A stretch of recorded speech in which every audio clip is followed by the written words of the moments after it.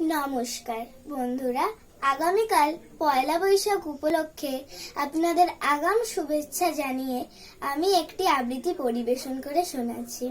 কবি অনির্বাণ ঘোষ। আবৃত্তির নাম বাংলা তারিখ। সারা বছর হুঁশ থাকে না, সারা বছর উপেক্ষিত, ক্যালেন্ডারের তারিখ হয়েই ঝুলতে থাকে অর্ধমৃত। কাউকে যদি প্রশ্ন করেন বাংলাতে আজ তারিখ কত, দেখতে পাবেন সেই বেচারা কেমন করেন ইতস্তত। হয়তো তিনি বলতে পারেন মানে বাংলা তারিখ কেমন করে বলবো, সব কমে তো আর লাগে না ঠিক।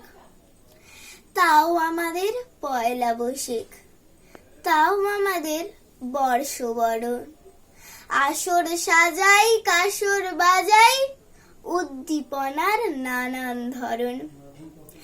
বাংলা বছর বলতে হাতে সাকুল্যে দিন দু চারখানি, একটি তো তার পয়লা বৈশাখ, অন্যটিকেও সবাই মানি। ঠিক ধরেছেন, কবিগুরুর জন্মতিথি বৈশাখ মাসে। আষাঢ় শ্রাবণ একটি দুটি, বাদ বাকিতে কি যায় আসে।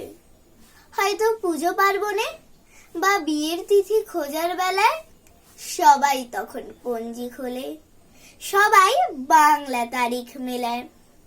ঠেকায় পড়ে দু একদিনে, এরপরে কি রাখবে মনে বাংলা বছর ক্যালেন্ডারে ঝুলবে ধুলোর আস্তরণে। নমস্কার।